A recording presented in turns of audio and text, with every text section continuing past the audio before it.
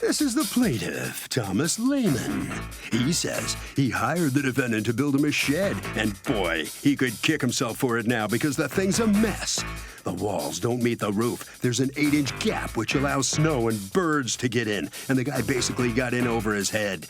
Now he has one big mess on his hands. The defendant doesn't have the ability to correct the problems, and he's suing for the $2,000 he's owed.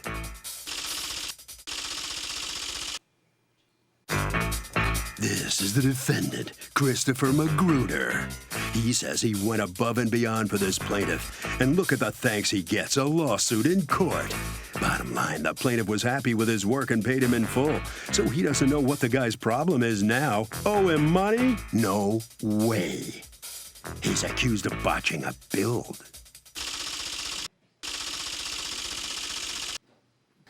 All parties, please raise your right hands.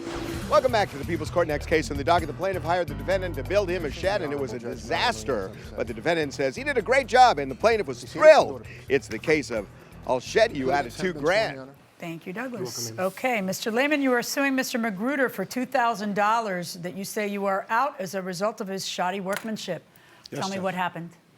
About a month and a half ago or so, I hired Mr. Magruder to build this shed. I bought a packaged yard shed. Okay. Some assembly required. Some assembly required. I translate that into marital discord. That's what we call that in our house, but go ahead. I have suffered some of that because of this, yes. Yeah. How much did the shed cost you? The shed cost a little over $1,000. Okay, so go ahead. And I've paid Chris about $1,300 to this point to construct the shed. How much was he charging you to construct the shed? When you say up to this point. Oh, well, I've paid him $1,300. Right. $1,300 was what he was charging you to construct it. Yes. Okay. All right, so go ahead. A couple of things. The main things that were wrong, and you can see from the pictures that I have here on my phone, or you may have copies of. For example, the roof is bowed terribly in several places. Okay. Yes. Is that the roof? That's one shot of it, yes, where it's bowed. Okay. There are 3 or 4 other shots. That's a side shot, and that may not be the greatest angle, but maybe you can see the entire roof is bowed. That's a pretty good angle. Yeah. Yeah. Well, and the main problem, over and above the bowing of the roof, is that the 2 peaks of the roof don't meet What together. do you mean? They don't meet. There's a gap. On the top? Yes, ma'am. There's a gap. There's Were you a able to gap. photograph that or not Yes, really? yeah, it's in there, 3 or 4 more pages along there. What's that? Well, that's where the side of the roof and the side of the shed and the roof also don't meet. And I don't know if you have one of these utility barns or sheds on your property, Judge, but I mean, lots of people have them. They're supposed to be one solid piece of construction. What is this that I'm looking at? That is an interior shot of where the roof does not, the angle of the roof does not meet the wall of the shed. And the aluminum is where the sun's coming in. It's aluminum netting or screening to keep out, in Chris's words, the snow and the birds. Well, it's a shed. It's not supposed to have gaps like that where snow and birds can get in. Let me hear from you. All right. When I showed up, all the materials, they were on a pallet, and there was 4x8 sheet of plywood missing from the kit. They sent extra shingles, and right there where you see the one spot, instead of sending 1 board for the fascia, they sent 2 boards. Well, the second board was this much short, so we had to go buy more board. The manufacturer, the instructions, everything, I used to frame when I was younger. Nothing in the instructions said to notch the 2 end trusses. I went by the instructions. Nothing said to notch them trusses. I thought that was odd. That's why the roof's got a bow. Can you show me the instructions? No, he has them. Okay. Do you have the instructions? I offered Chris before he and his guys even got started, I offered him either the paper copy of the instructions or an electronic copy of the instructions, and he refused to take those instructions. Why would you let somebody continue another second on your property who refused to read the instructions? Excellent question, Judge. Right. I mean, hence the marital discord. Okay? Seriously. Do you have the Amen. instructions? I'm interested in seeing the instructions. Do you have them? I do not have the instructions with me. There's a picture of them. That's not going to do you much good, but there's a picture of the instructions. What's this about? Tell me about that. That right, well, that's where the pieces of wood that they sent. It should have been one long. So, but how hard piece is of it to wood. buy one long piece of wood then? Well, we if already that's made- what it should have been, why do you have it looking so crappy? We went by the instructions. If I didn't go by the instructions, then I mean. Yeah, but when you're doing it and you see that it's not working, why don't you then do it right? You Go don't back and do it right. Why can't you? You don't see it until after you get everything on there, the plywood Why? and everything. Because it's. Why it's just can't you not that fix it much. after that? We'd have to pull the trusses apart and notch the trusses to drop it down a little bit. I mean, it was pretty obvious that that's what was going to happen. If you don't, if it's not like coming down like a lid, it's just going to be sitting on top. I mean, that's.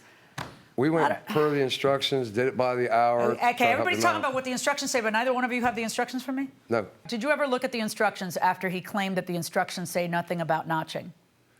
I wouldn't know what that term means, Judge. I'm not a handy guy. that a yes or a no? That is a no. Okay, so did you ever tell the store your instructions were not correct? I did. And Okay. they showed me the correctly constructed shed in their store. Was it notched or was it not notched? Like he's saying, oh, the whole thing was that the instructions didn't say anything about notching. Again, Judge, I don't know what that term means, so. I can Okay, show I you if imagine that what that term means is this, that you see how the whole part, imagine it as the lid of a jar, okay? Right. So what he's saying is that there's cuts that you would put here so that it sits tight down flush so that you don't see, am I gathering That what is you're saying? absolutely correct. Why Right, were you and so pointing what at? he's saying is that these instructions didn't come with that. Did he ever explain that to you? I don't recall that. Kinda? No, right. I don't recall that. Did he ever go with you to the store where you bought it from? No, he said he was going to make a trip to check it out, but I'm not sure he ever did that. Did you? I did not have a chance, ma'am. Oh well, when you got the summons from the People's Court, that didn't make you nervous enough to go check? I mean, But I did Right go. where you and- were pointing at is where it should have been notched on both ends, on both that corner, and both these corners should have been notched, but it didn't say it in the instructions. As yeah, I we're going to said. see about that. And All then right. This is your model? Yes. Court's in recess. All rise. So when you build a shed, are you required to use the same level of craftsmanship as with building a house, say? I'd say it depends on the budget and what you agree to up front. Well, but if it's not spoken, do you still have to use the same level that you would in building the house you live in? Yeah, I think if you build a house and there's a certain level of quality to that, you're going to expect the same thing for the shed. It's not fair to have difference in that. So tools can live like you. Oh, yeah. Gotcha. Go inside the courtroom. Okay, gentlemen, let's see it. As my husband often says to me, it's amazing what you learn if you read the instructions. So let's look at it. First, this is the part that talks about the pieces. Now I would like everyone to take a really good look at wall panel and doors part list. It doesn't tell you to notch it because it comes notched. It's already notched. You see how it's already notched? And then when we get to building it, here are those notched pieces again, which fit. I can't That's see that here, wall. right? That's the wall, but the wall is where the notch is, and the triangle part like this is where the notch is that fits. Do you see? It's hard for you to see, perchance. This piece right here has the notch already. So it's not a manufacturer's defect, it's a you defect. That's the wall panel. That's not the truss. Do you understand what I'm saying? Yes, I That's why it understand doesn't fit. Listen, you're talking to the daughter of a contractor. Okay. Mm-hmm. I've been around this stuff all my life. It's very simple. You're not going to confuse me by you hurling a bunch of things at me. trying to. The notches are right there. That's the part that touches the top and that makes the seal. It's supposed to be flush. It's supposed to be level. It's supposed to be sealed. It's not supposed to have all these holes, and there's nothing wrong with the product he bought. The wall It's panel. you. Look, I'm sorry. You could be very good at what you do. You weren't very good at doing this. That's that. I'm looking at it. There's no such thing as, oh, it was a manufacturer's defect. right. It's supposed to be flush, and if it wasn't flush, then you return it before making all these adjustments to it that make it look the way it ended up looking. It's not acceptable. Here is how I'm going to measure the damages in this case.